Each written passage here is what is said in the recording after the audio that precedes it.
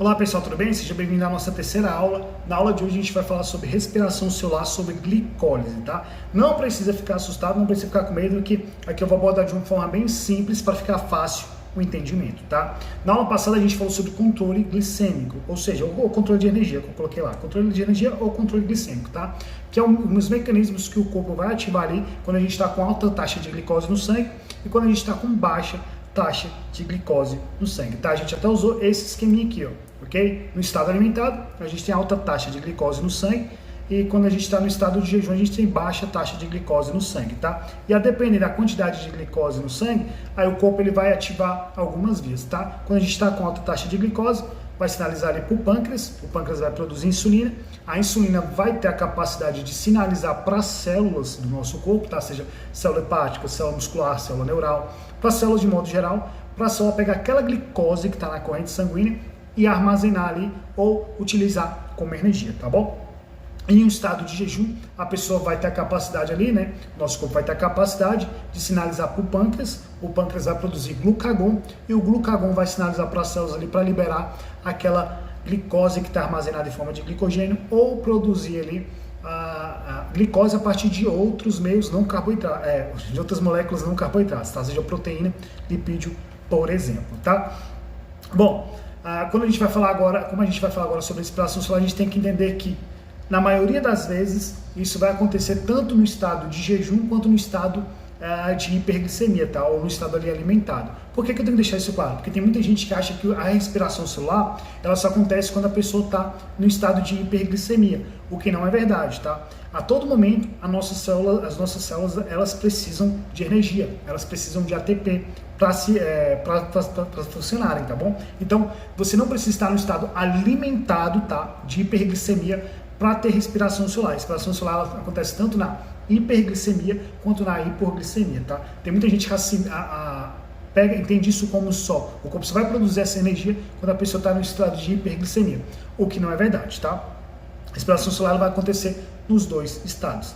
Entenda isso logo de início, tá bom? Bom, para quem não conhece, a respiração celular vai ser um mecanismo que o nosso corpo vai usar ali para pegar aquela glicose e transformar realmente em energia para as nossas células, tá? Apesar de a gente falar que a glicose é a nossa principal fonte de energia, a glicose, na verdade, é uma molécula que vai ajudar a formar a molécula, né? Vai ajudar a formar ali o que realmente vai dar energia para a célula, tá? Que essa molécula aqui é chamada de ATP, tá? Ou seja, a glicose, pelo menos aqui na respiração celular, a glicose ela vai ser a nossa principal, né, a nossa principal molécula ali que vai sofrer diversos processos que vai desencadear ali ou vai ajudar, no caso, a fabricar o ATP, tá?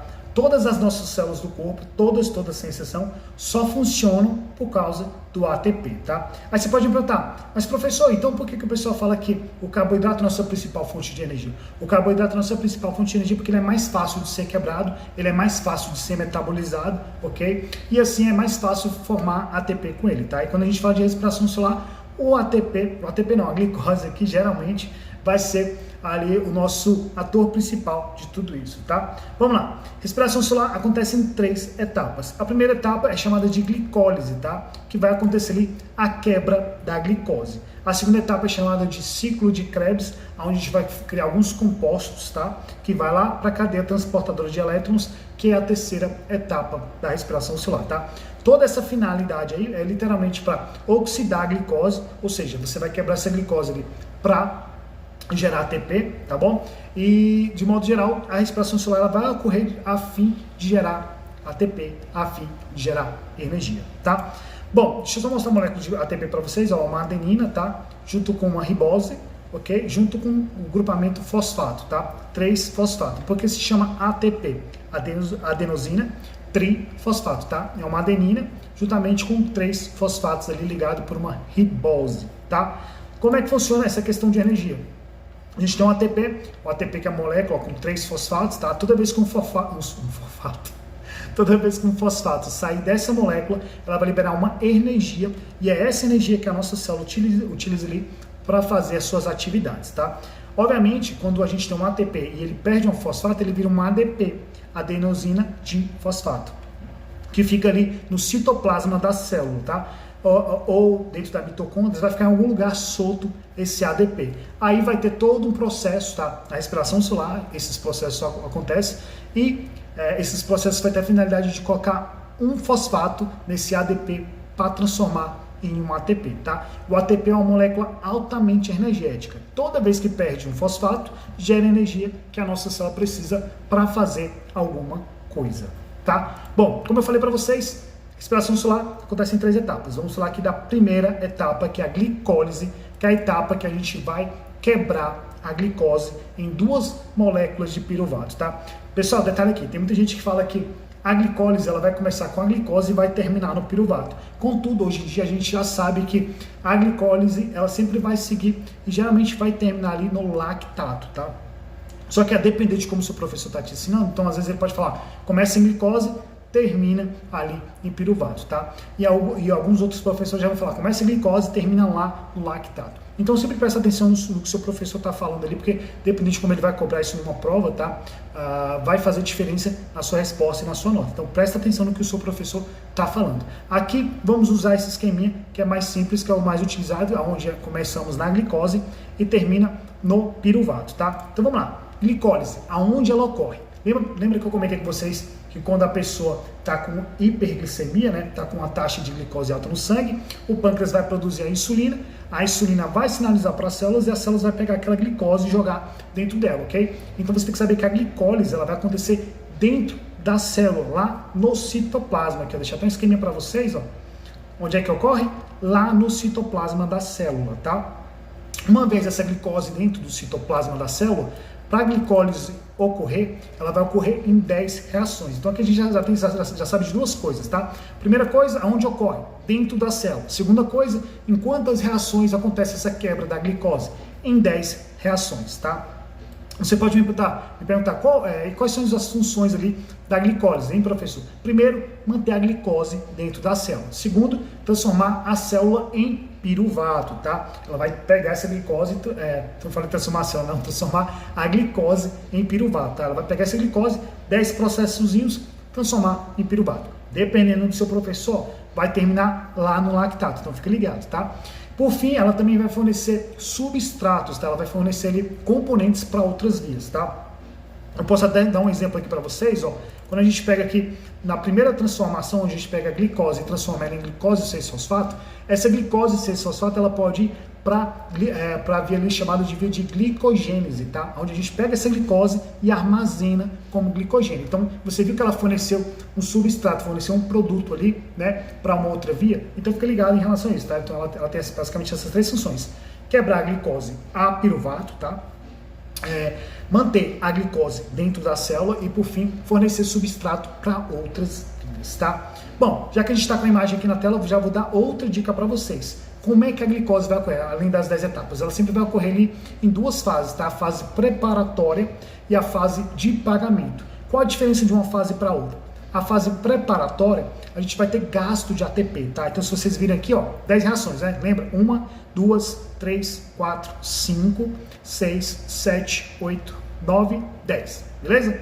Então, na fase preparatória, a gente vai ter gasto de energia. Lembra do ATP? Nossa molécula alta energética? Que tudo que a célula vai fazer, ela precisa de ATP. Olha só aqui, na primeira reação, a gente vai ter gasto de 1 ATP. Olha só, gastou energia. Na terceira reação também, ó, gastamos ATP, gastou energia, ADP. Então, na fase preparatória, a gente tem que saber que vai ter gasto de energia, tá? Então, na glicólise, na fase preparatória, a gente tem gasto de ATP. De quantos ATPs? 2 ATPs. 1 na primeira reação e 1 na terceira reação. Aí você já sabe que na primeira e na terceira reação, onde tem gasto de energia, são reações irreversíveis, tá? Espera aí que eu te explico. Tá vendo que aqui na segunda reação a gente transforma a glicose 6-fosfato em frutose 6-fosfato? Essa reação ela é uma reação que ela pode tanto ir para um lado quanto para o outro. Você pode pegar a frutose 6-fosfato e transformar em glicose 6-fosfato, tá? Pode pegar frutose 6-fosfato e transformar em glicose 6-fosfato. Isso acontece de forma natural, não tem gasto de energia, tá? Contudo, as reações irreversíveis vai ter gasto de energia e aí só vai numa direção, ou seja, a glicose ela vai ser transformada em glicose 6-fosfato e ela não volta a ser glicose, tá? Professor, mas é irreversível, eu entendi. Então, nesse caso, a glicose 6-fosfato nunca vai voltar a ser glicose. Não, ela pode voltar sim a ser glicose. Só que nesse contexto vai ter gasto de energia para fazer esse retorno, tá? Numa reação que ela é reversível, como na glicose 6-fosfato e na frutose 6-fosfato, essa reação ela acontece sem gastar energia. Então, ela vai de uma para outra sem gastar energia. Já no exemplo que a gente está usando aqui da glicose, para a glicose 6-fosfato, ela vai ter que gastar energia de uma para outra, e se for retornar, a célula ela também vai gastar energia para fazer esse retorno. Não vai ser de forma natural, tá? Por isso que ela é chamada de reação irreversível. Tanto a primeira reação, a terceira reação e a 10ª reação, tá? Então, aqui no esqueminha para vocês, ó, reações irreversíveis, tá? Primeira reação, onde a gente tem a ação ali da enzima chamada hexoquinase, tá? Que essa reação ela acontece para manter a glicose dentro da célula. Se ela não acontecesse, a glicose ela ia entrar dentro da célula e ia voltar para a corrente sanguínea, tá? Então ela tem que acontecer a fim de prender a glicose dentro da célula, tá? Quem é que faz isso na primeira reação? Hexoquinase, tá? Ou hexocinase, hexoquinase, tá? Tem outros nomes aí que o pessoal também usa glicoquinase também, tá? Então, dependente de como seu professor te ensinar, fica ligado ali para você usar o nomezinho que ele tá te passando, tá? Vamos lá, pessoal, vamos dar continuidade aqui, eu tive que parar, tá? E tô voltando agora. Então, a gente parou aqui na terceira reação, tá? Primeira reação, como eu falei para vocês, feita pela hexoquinase, uma reação irreversível, e essa reação ela é feita para manter a glicose dentro da célula, tá? Entenda o seguinte, que uma vez essa glicose dentro da célula, ela pode ir para outras vias, certo? Ela pode ir para glicogênese, que vai criar o glicogênio, ela pode ir para a via das pentoses, ela pode ir para outras vias, tá? E aí, quando a gente fala da terceira reação, que vai ser feita pela uma enzima chamada PFK1 ou fosfofrutoquinase 1, tá? Essa terceira reação, ela é uma reação que ela é irreversível e é uma reação que tem a finalidade de deixar a molécula mais simétrica para dar seguimento a glicólise, tá? Vamos aqui para o nosso esqueminha aqui de anteriormente. Então, vamos lá, ó. Terceira reação aqui, tá? Até a ou até a frutose 6-fosfato, essa reação ela pode voltar, tá? Ela pode voltar aqui para a glicose 6-fosfato e ir para outra via. A frutose 6-fosfato pode ir para outra via, tá? Contudo, quando acontece essa terceira reação, onde a gente tem um gasto de ATP, uma reação irreversível, tá? Onde a gente deixa a molécula mais simétrica, olha só que a glicose, ó, 6 carbonos, tá?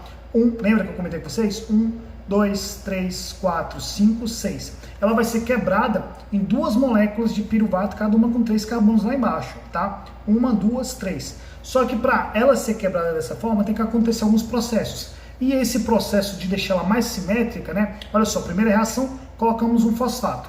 Segunda reação, mudamos um pouco o comportamento, algumas ligações dessa molécula, tá? Por isso que ela vira frutose 6-fosfato. E aí, na terceira reação, a gente coloca mais um fosfato. Aí fica um fosfato aqui, ó, no carbono de número 1, e fica um fosfato no carbono de número 6. Agora ela está bem simétrica.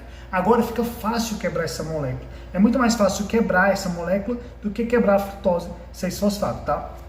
Então a gente tem que entender aqui o seguinte. Na primeira reação, né, a primeira reação onde ela é transformada em glicose 6-fosfato, isso ocorre para manter essa glicose dentro da célula, tá? Aqui, ó.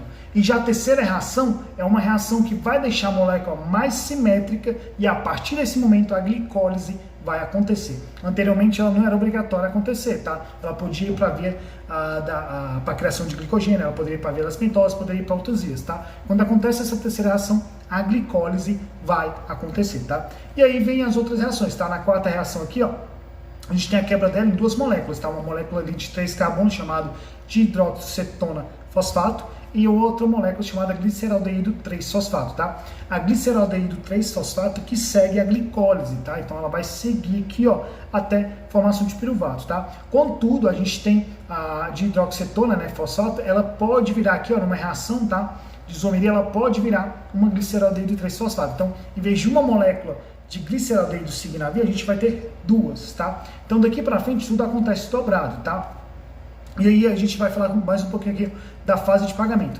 Lembra que eu falei para você que na fase preparatória a gente tem gasto de ATP? Olha só, 1 ATP, 2 ATPs, gastamos 2 ATPs.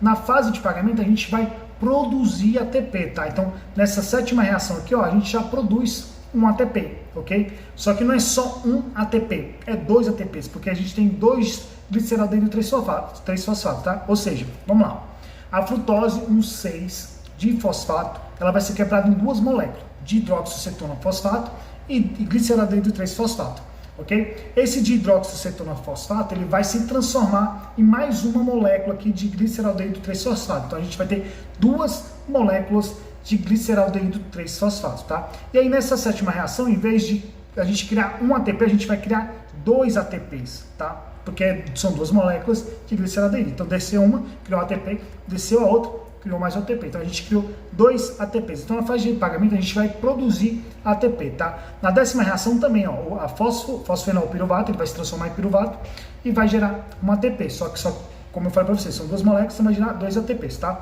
A gente pode dizer que na fase de pagamento a gente vai criar 4 ATPs, tá? E 2 NADH aqui também, tá? Na sexta reação a gente faz o NADH.